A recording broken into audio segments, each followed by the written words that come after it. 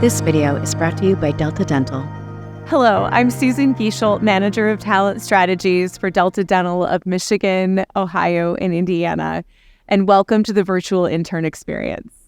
Before we dive into insurance, I want to talk to you a little bit about how human beings work better together. If you picture me versus a lion on the Serengeti, I'm going to lose every single time. I do go to the gym and I do work out, but I'm not strong enough to take a lion. But if I get my friends with me, we can live alongside lions and survive. And so that really is something that I want you to carry forward because we're stronger together as people, and it helps not just me, but it helps my group of people or my society. So shooting back to insurance, the things that we need to understand is that there are things I can do on my own, and then there are things I can do with my group better. So if we look at how we keep each other safer together, this is one of those things that we can do. So if I look at the basis of insurance, I drive a car. I have auto insurance. There are a lot of other people out on the roads who also drive cars, and hopefully they have auto insurance. And so the way that this all works is I say, okay, if I go hit a tree, I have to pay for my car out of pocket.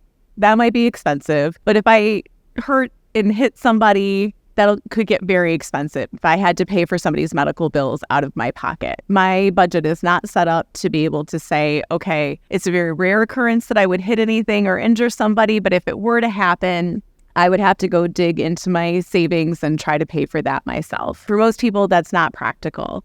But again, going back to this idea of we're stronger and safer together, if all of us on the road have auto insurance and we pay a carrier or an insurance company our money and we say, here's my monthly premium that's going toward this. It's not going necessarily toward my accident, but it's going toward this insurance company. So then let's say the rare occurrence happens and I do hit a tree. The insurance company is able to take not only my premiums, but the premiums and the amounts that other people have paid. And they've been able to invest that and find ways to cover all of these things. And you put that all together, then they're able to cover the cost that I had for hitting the tree or somebody's medical insurance. And so it's a way of me saying, I'm going to make a bet by placing my money with this insurance company and offloading some of the risk from myself and my family onto the insurance company. And the insurance company is able to do this because with the law of large numbers and being able to spread things out across groups of people, they're able to financially manage that situation in a way that helps make all of us safer together.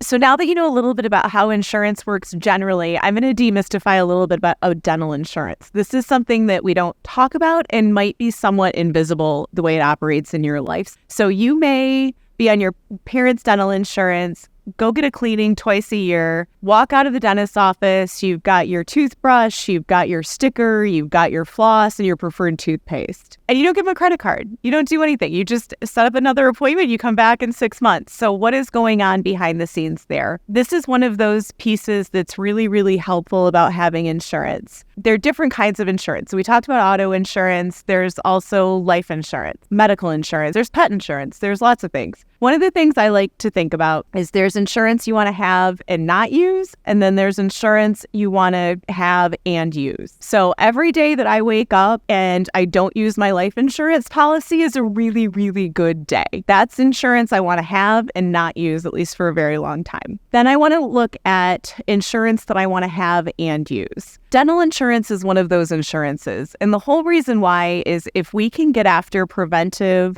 oral health care, we can do a lot to make me healthier, me less expensive. Like there are all these really, really important benefits. We can help my overall health. And it all really starts with that preventive care that dental insurance helps to provide. So as an example, some people think that there's this myth that, hey, dental insurance is great and all, but I would be better just paying out of pocket because then I'm only paying for what I use and I'm not using that, group dynamic that goes on with insurance. The reason, and I'm going to share some examples about why that's not true, and I'm going to use an example of a family of 4. So if I'm looking at a family of 4 without insurance, you can see that I'm paying nothing for my premium. But when I need to pay for preventive visits, I'm paying $1,400. Let's say in one of those cleanings, there's a filling that's needed, and that costs $800. So now we're at $2,200 for the family of 4 without insurance. Now we're going to talk about a family of 4 that has dental insurance. Yes, they are paying that premium and they're paying $1,200. You'll notice that they're not paying anything for the preventive visits. Like I said, this is insurance that you want to have and use. So you're going in, you're getting your cleanings. Let's say they still find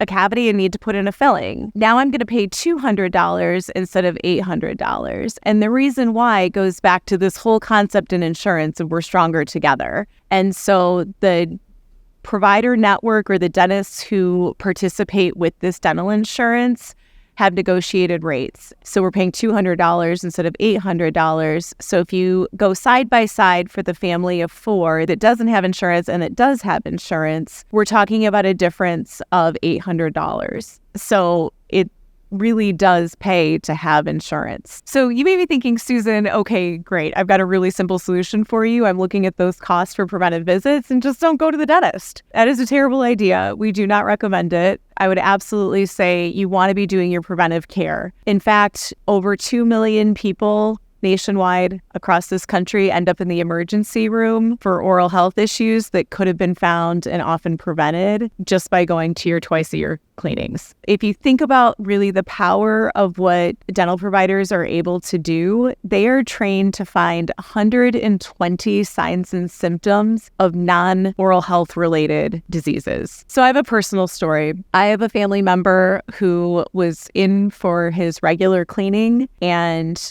the dentist actually found signs of cancer, and they were able to get him in so that he could deal with that very quickly. And if he would have waited for other things to show up, I think the outcome could have been really different. So I am a big, big proponent of getting in to see your dentist for your preventive care. So you may be finishing your internship and, getting your first official job offer. And typically the first thing that people will do is they'll look at, what's my hourly rate? What's my salary? And they just want to think about what they're getting paid. I think it's really important to understand your total compensation package. When I say total compensation, you may be wondering what is there beyond that paycheck? Well, there's a lot that goes into it. Some examples would be medical insurance, dental insurance, vision insurance. If you have a pet named Fido, you might be getting pet insurance for Fido. But the important thing is that you're really understanding what all are you getting for the work that you're doing. Here's what I'm going to tell you. The really simple one thing you need to walk away with is when you're looking at that offer, I want you to think about it from the macro total compensation perspective, and I want you to set an appointment to talk with your HR or benefits person. Walk through all of those different parts and pieces, understand what you currently have and what you anticipate using, and then what that coverage looks like. Those will help you really elect things that make sense for you in your life situation and will maximize the investment that you've made in your career and what you're really walking away with for the work that you're doing. And please don't forget how important oral health is in its connection to your overall health. Thank you. Thank you for watching. To learn more, check out virtualinternexperience.com.